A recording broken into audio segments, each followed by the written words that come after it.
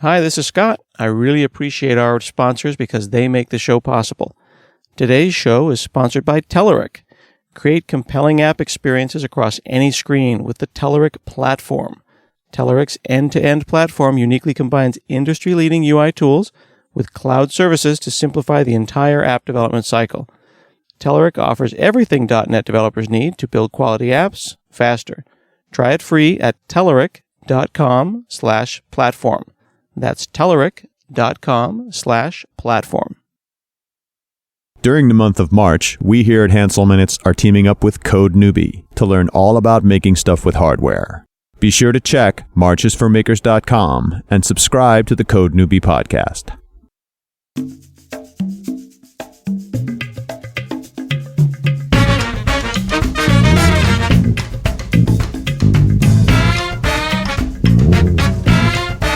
From hanselminutes.com, it's Hansel Minutes, a weekly discussion with web developer and technologist Scott Hanselman. This is Lawrence Ryan announcing show number 465. In this episode, Scott talks 3D printing with Printrbot's Brook Drumm. Hi, this is Scott Hanselman. This is another episode of Hansel Minutes. And on the phone right now, I've got Brook Drumm from Printrbot. Thank you very much. Nice to meet you, sir. Great to talk to you, Scott. Thanks for having me on. I want to make sure that people understand that I don't have any affiliation with Printrbot, although I have been shamelessly promoting my 3D printer I have a Simple Metal Plus. I think people might think it's a little suspicious that suddenly you're on the show now, as I've been gushing about your product now for some weeks.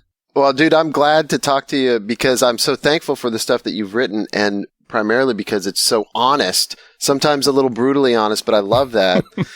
And that's the type of people I want to talk about my products, the people that tell the truth. Yeah, I wanted a 3D printer. I knew that it was something I wanted in my house. I do admit though that I thought somehow it would be like a Star Trek, replicator, and I would just say tea Earl Grey hot and it would just pop out. And it's kind of like that once you get it dialed in, but it's also kind of not. Dude, first of all, I love the Star Trek reference, and I love talking to people that know what that is. My kids, I make that joke. They don't even know what I'm talking about. But yeah, it is definitely not a replicator. And I love that that MakerBot actually, I think they patented that name because I was like, man, that's trouble. Now you're just making like a direct line between, the science fiction and this reality. And there's such a gap in between the reality of the two. Mm-hmm.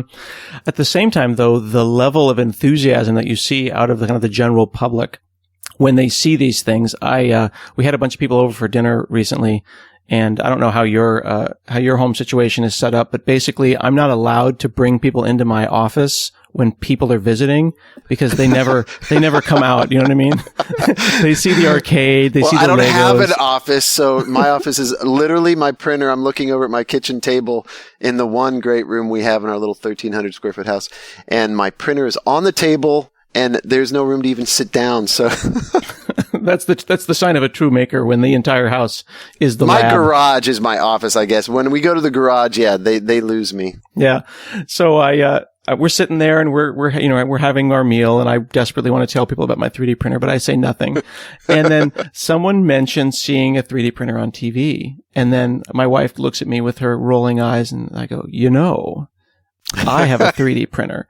And the best part was one of the ladies who was over, she stood up. Like you can imagine this. She stood up, she pushed, the speed of her raising up, and the back of her knees shoved the chair back.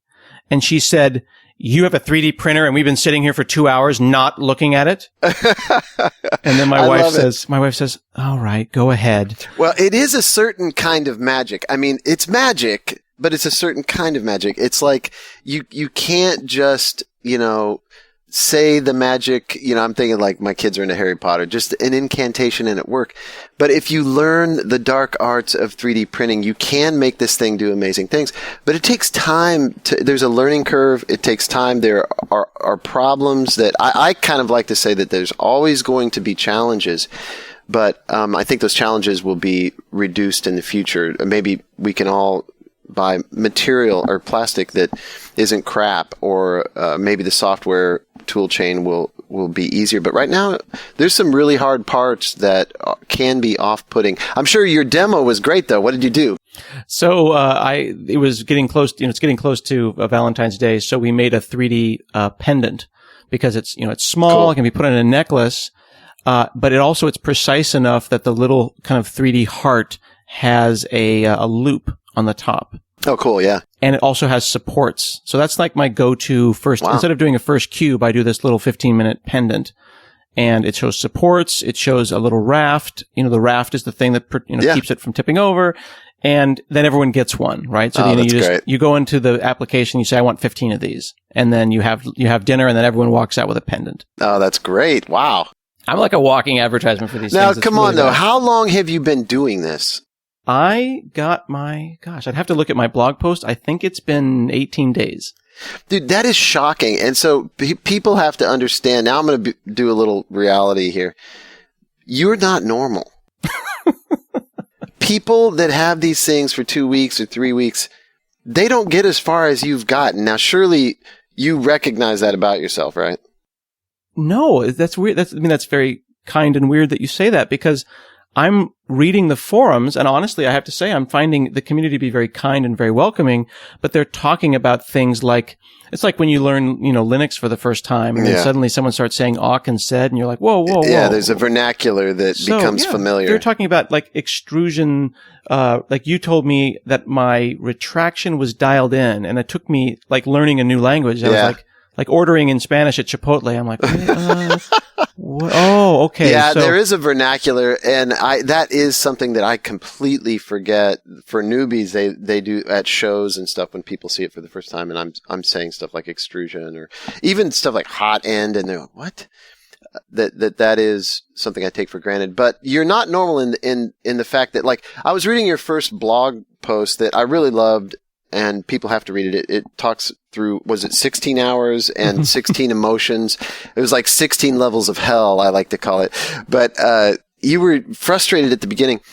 And the point at which you one of the points where it was kind of a pivotal point in the blog post was when you said you discovered OpenJSCAD or a JSCAD or something. Yeah, JSCAD. And I was like, okay, this guy ain't normal. He's some kind of programmer guy. And now he just took the fork in the road that it's like, okay, so because I'm not a programmer.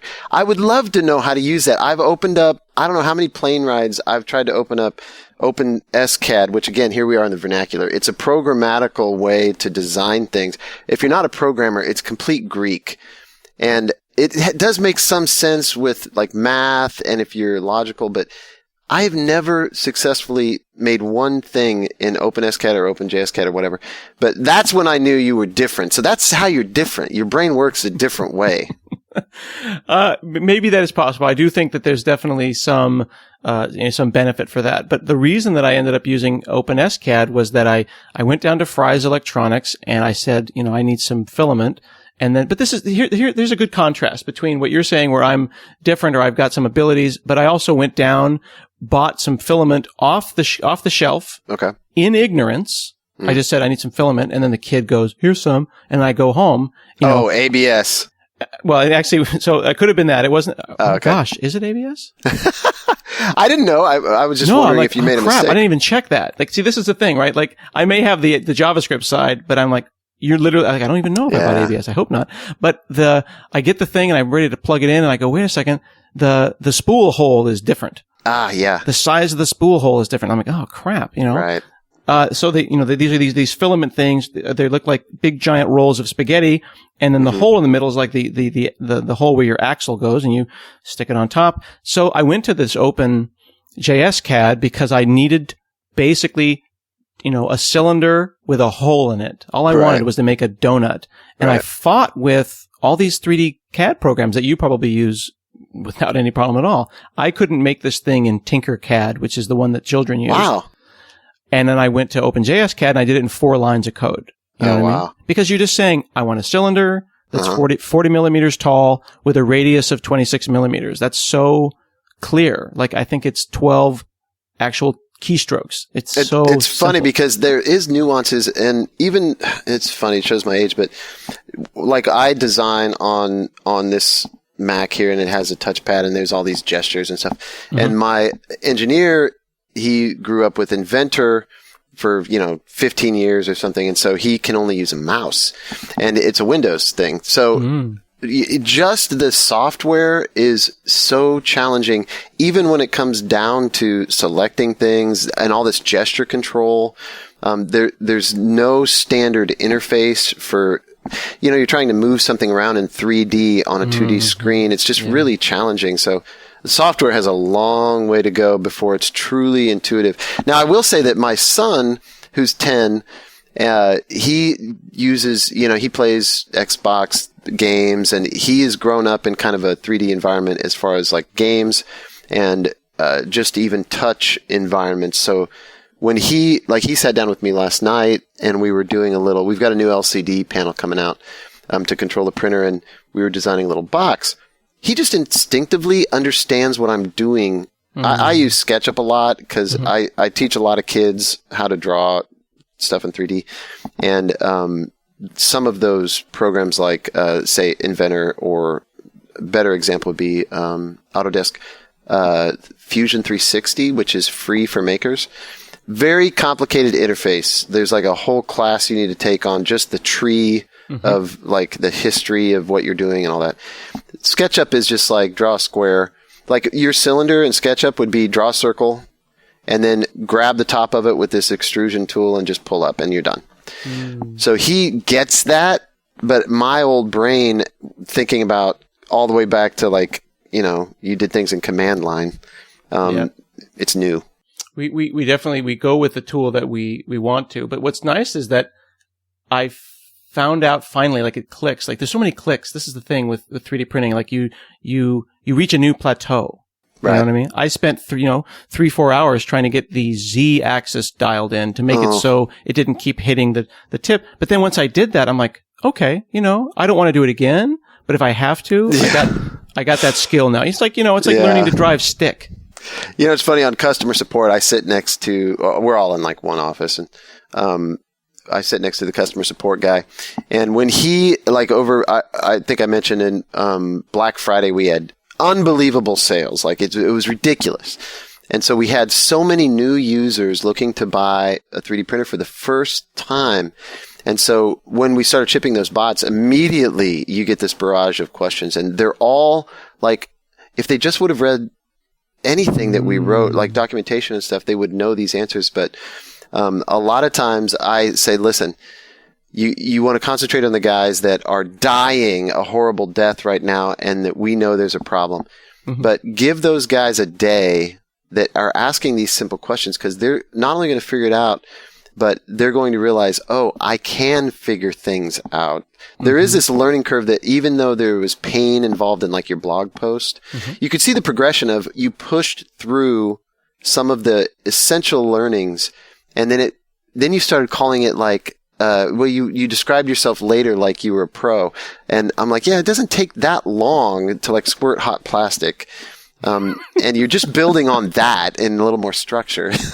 That's exactly true, and I like that you said that you're doing a lot of teaching of children. So now that I am the advanced expert that I am, and I say that with all, tongue in cheek. Yeah. I'm the expert within about 3 miles of my house, right? Okay. Which means I've got this neighborhood locked down. Right. So I decide to go to my kids' community school, and I say, hey, I know everything about 3D printing. I want to do a little talk. So I give a little talk at the kids' school. All the kids immediately got it. And the way to explain it to them was to go and do Google Images, and I searched for 3D printed chocolate. And then they were like, oh, okay, cool. It's just like, it's like when you squeeze happy birthday on a cake, right? Except you're doing it with hot plastic. And they're like, fine, I totally get it. And then I was starting to explain how supports work, right? This idea of overhang. Okay. And I've got 8-year-olds going, oh, because it would fall over otherwise. I'm like, yes. They've played Minecraft. They know. Yeah, they know. You've got to have a little support there. Otherwise, the brick's not going to stick there. It's amazing. That's great. I always use for adults, the example I use is, I like the cake frosting thing because, there's people that have done that. But also just a hot glue gun. So it's like a hot glue gun on a robot arm. Ooh, I like that. I'm going to use that. Yeah, because we've all done that, or we've squeezed out toothpaste, or we extrude stuff constantly. I mean, every day, I brush my teeth morning and night, and it's the same thing. It's interesting because the word extrude immediately makes you think computer person. Like, oh, this is a technical term. Yeah. But you're right. Toothpaste, Squeeze hot glue guns. out gunk. Ketchup, right? Yeah, Everyone has exactly. drawn their name in ketchup at some point in their life. So why? Maybe it's just the word extrude that's too complicated for people to get. We pee in the snow. It's just like peeing in the snow. My son would get that, believe me. Hey, this is Scott. I like a good community edition. The best things in life are free, and the community license from our sponsor, Syncfusion, will give individual and small business developers access to more than 650 components across 12 platforms, and that includes WPF and Windows Forms, JavaScript, Xamarin, LightSwitch. You can check it all out at syncfusion.com/Hanselman to claim your free license. So I got this magazine right now I'm looking at. It's Make Magazine, and it has 26 3D printers tested. So I go and buy this at the Radio Shack fire sale, which I'm very sad about, by the way. Oh, yeah. Yeah, I got it for 90% off, though. Wow. And it's page after page of 3D printers, so I am just geeking out. And here we go. Look at that. Printrbot Simple Metal. Best value, returns with serious upgrades. Here's the thing, though. I'm looking through this, and it's 26 different printers. And I'm oversimplifying it, but it's basically 25 $2,000 printers. Yeah. This is basically what it is, right? And then the Simple Metal for $599. And that's assembled. Right. And you basically came in like second out of 26 printers. But I didn't feel like that was really expressed in the magazine. Like, they should have been like, holy crap, 25 printers and the one you should buy. I think they were so focused on results. And I really, what would be fascinating for you is get the other two issues that they did on the two. It's an annual issue that they've done for 3 years. Okay. You have to go back, and they might even have them on ebook or something, or download. It is fascinating where they started. It was like a hot mess of printers, and half the companies don't even exist anymore. And I remember dropping off. I went with my wife. We drove over to Make and I forget where they are, but Sebastopol, and they've moved now. But we dropped off the printer. I mean, we had it in our trunk. We dropped off the printer, and I put it on the table. And there's all these other printers, and there's like 30 printers, and I hadn't seen, I don't think, but 5 of them or something. It was just this wild. So the history of the consumer 3D printing is kind of fascinating if you look back on the old issues. Well, over the years, the 3 years that they've done it, they've realized that they really needed to focus in on a very fair side-by-side comparison. So in this particular issue, they even made special models, and the guy that did it, I don't know if I've met him, but he's fantastic how his approach to get the best side-by-side comparison results. I mean, the same filament, these models were specifically designed to highlight perhaps one particular aspect of 3D printing, and they did a series of them. It's very thorough, but I do agree with you that it goes in so kind of in depth to the side-by-side comparison of how the printer actually prints, when really I have always said from the beginning, from even the Kickstarter, the whole reason I'm in the game is I couldn't afford a 3D printer. And I had to save up for literally 6 months, because I was a web developer at the time and making zero money. So birthday, Christmas, I think I ended up putting part of it on the credit card, and I didn't tell my wife, that I bought a MakerBot cupcake that was $700, normally $1,200. And I thought, if this is the price for 3D printing, it's never going to take off. So I have always said the first barrier to entry is price for the average consumer. So that is my focus. But at the same time, I've built $500 printers that the Kickstarter printer there was portions of it that were kind of crappy. Over the 3 years that I've been in business, I've realized you can't sacrifice quality for the price that you offer. So we've really got 2 priorities now at Printrbot, not just low price, but quality. So I think we stand out on both. Yeah, the thing that is so impressive in this one, as opposed to there's a little rep wrap, a little plastic one, or not plastic rather, but a half plastic, half wood, partially kind of put together hobbyist printer they have at my kid's school, is its lack of rigidity. Right. I mean, it's okay, but if you blow on it, or if the if the air conditioner turns on, or if a kid literally stomps through the room, it falls apart. Yeah. I came kicking and screaming I used to say, when I first showed my design, these engineers literally just made fun of me. They were like, this is ridiculous. You've got no rigidity. This isn't going to work. And I kind of held on to that thread that I discovered myself, that you truly do only have to get over the bar. Mm-hmm. And so I used to say, well, it's rigid enough. And it was rigid enough if, like you say, nobody stomped through the room. And in the best circumstances, it was surprisingly good. But over time, as more and more people have bought, I mean, you can't predict what people are going to do with your printer. So rigidity is something that I've really adopted as ultimately important. And so now we're making in metal, not just plastic, instead of our bars.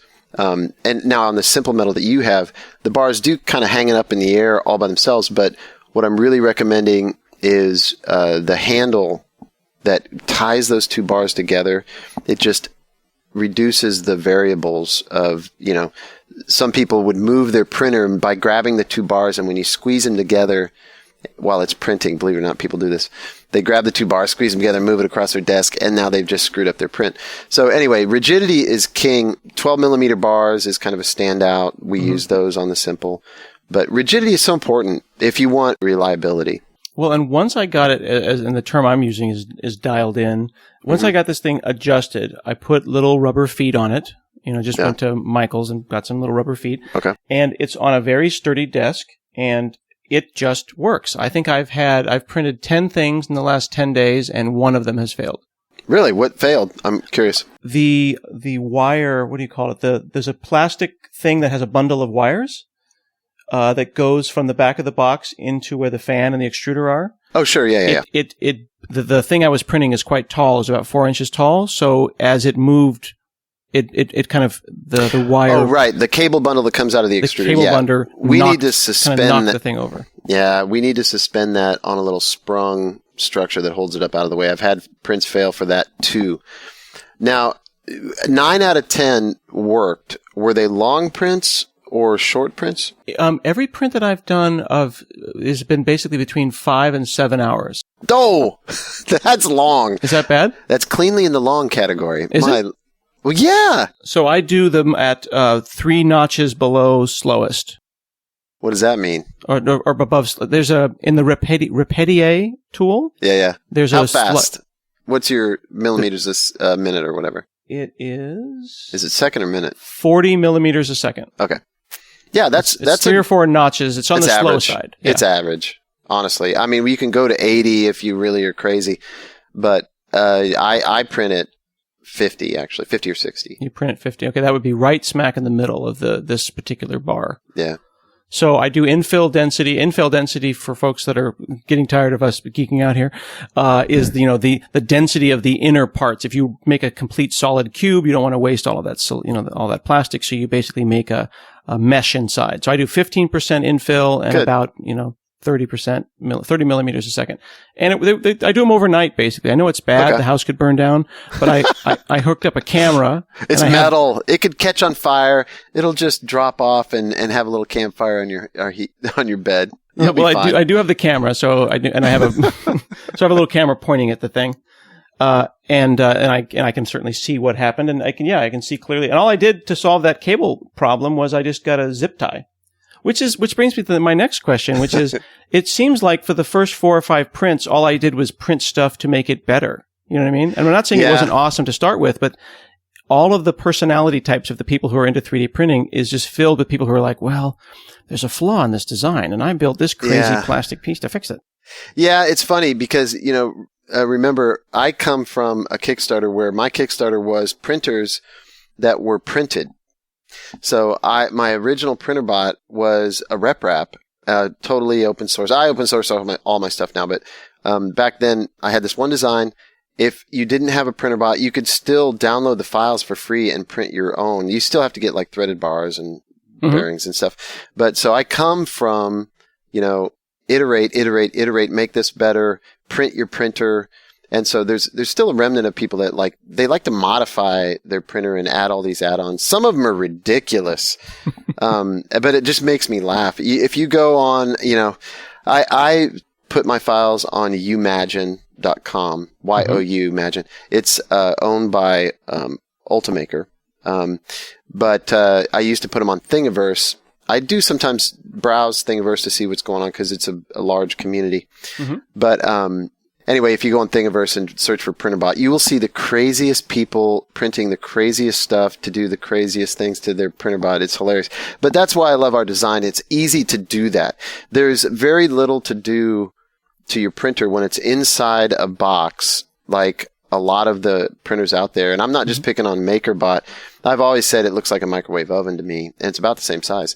But a lot of printers are like that. They just, for rigidity's sake, they put walls around all sides.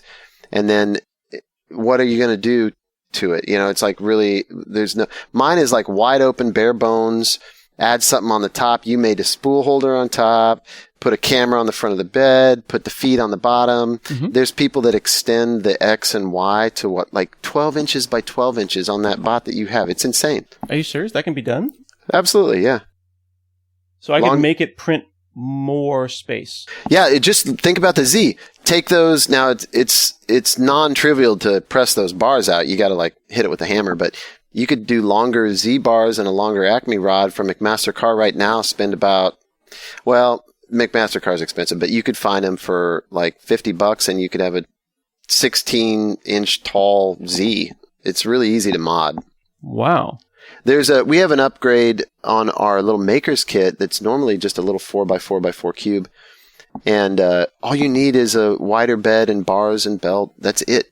So people buy these 18-inch long bars and they got little training wheels on the outside of the bed to keep it from tipping the bot over and everything. It's just nuts.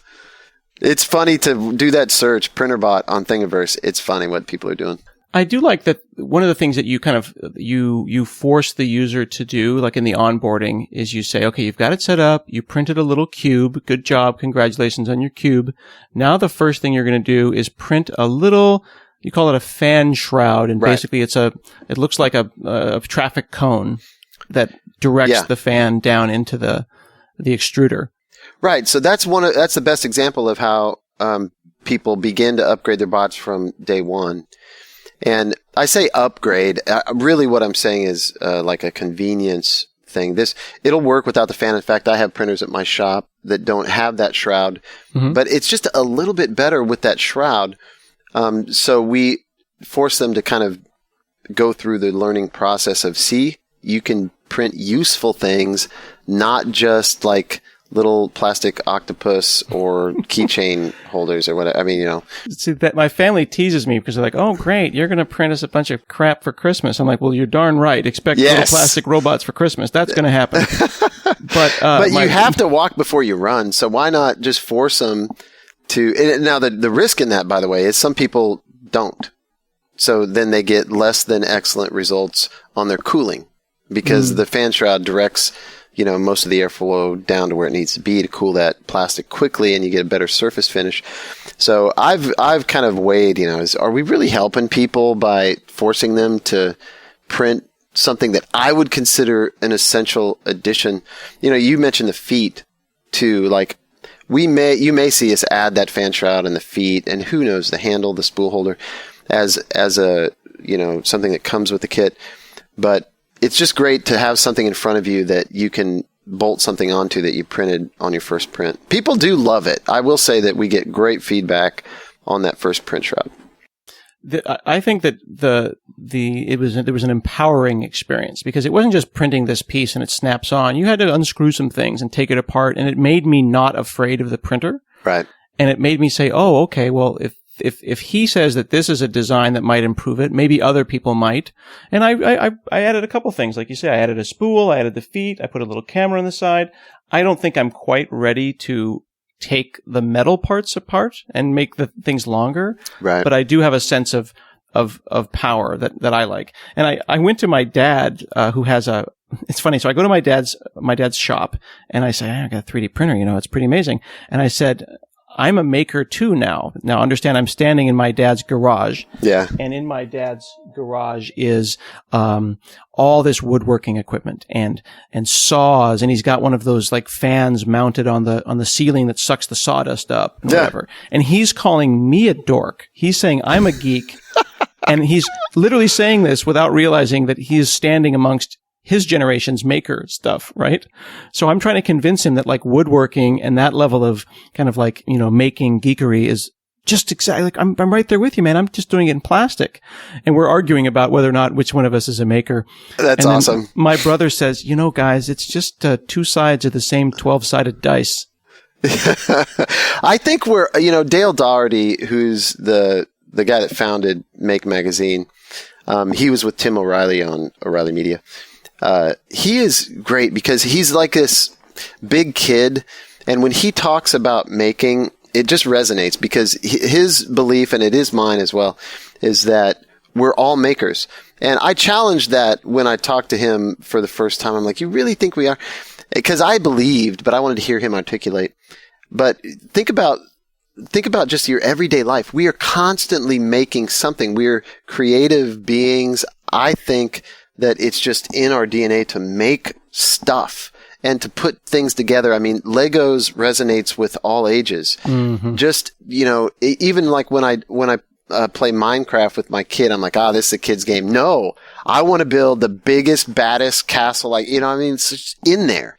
Whether it's cooking, which, you're making dinner, or you're drawing on a whiteboard, or it just doesn't matter. We're constantly, when I mow the lawn, I look at like, how straight are my lines? Everything we do is kind of tied to making things. I mean, even procreating, we have children, we're constantly making. And so when you unlock that little like, I can actually do something that didn't exist a minute ago, and I had a part in that, especially when you get people to start designing. They're like, whoa, that didn't exist before. I thought it, and then now it's here in my hand. There's just like this magical thing that happens where there's you kind of validate this urge that we all have to make, and then you hold it in your hand. You give that guest the heart pendant or whatever. There's something so incredibly satisfying about adding something to the universe that is just, it's hard to even explain. It's kind of metaphysical or spiritual almost. It absolutely is. And I honestly, I couldn't say it better. When I downloaded things from Thingiverse and I made other people's things, but then when I couldn't get that spool to fit and I made an adapter and then I had dinner and I came back and there it was. Isn't that great? It was weird. It was like Star Trek. Yeah. Yeah. It took a couple hours, but that didn't exist before I thought it and made it, and now it's here, and it is solving a problem for me every single day. There's something wild too about this. It's not really off topic, but it's related. So there's something about also sharing what you have made yourself and to other person, and it's not just like I've shown people things that I've drawn or a website I've done or whatever. And there's something like, there's a disconnect when you can't actually touch it, and when people hold it and feel the weight and the texture, and they turn it over and they see the bottom, and then they instantly understand like infill and overhang, and they see the lattice work and the translucent PLA or whatever. I got to tell this quick story. So when I first started printing with my first 3D printer, the first thing I designed, this may tell you something about myself, was a bottle opener to open your beer. And I uploaded it to Thingiverse, and I thought, I made this thing. I made this. Now, it was kind of a riff off of another one I saw, but the other one was like clunky. The first thing I printed was a bottle opener, and I was glad to have it, but wasn't pleased with how it looked, so I made the design better. And then I uploaded it, and I was like, that's awesome. I made something. And then literally, it was probably 2 hours later, I get this alert on my email, ding. And it said, somebody downloaded it actually told me somebody made your thing, this thing that I uploaded. And I'm like, what? Somebody made what I designed? This is awesome. And so I go online. The guy he was so kind. I got to look this guy up. He he posted a picture, a real picture of the thing that he printed. And I was like, no way, somebody printed what I designed a couple hours ago, and he's holding it in his hand. And so I read the details. He was on his boat off the coast of Australia. Wow. And he was sitting there with his Corona that he had opened with the bottle opener that I designed. You put a penny in it and it helps you open your bottle. And it just blew my mind and like forever changed. I was like, oh my gosh, I just physically came in contact. My ideas physically came in contact with a guy on the other side of the world, and he's enjoying himself. Maybe it was the beer, but in part it was the bottle opener. So I was just like, this is beyond just creating something and like having the satisfaction. It's beyond sharing this with someone else in the room. This is sharing it with the world in a very real way. It just blew my mind. Absolutely fantastic. Thank you so much, Brook Drumm from Printrbot, for talking to me today. This has just been an absolute joy, and I do hope we stay in touch. My pleasure, Scott. Anytime. Thanks for what you're doing, man. This has been another episode of Hansel Minutes, and we'll see you again next week.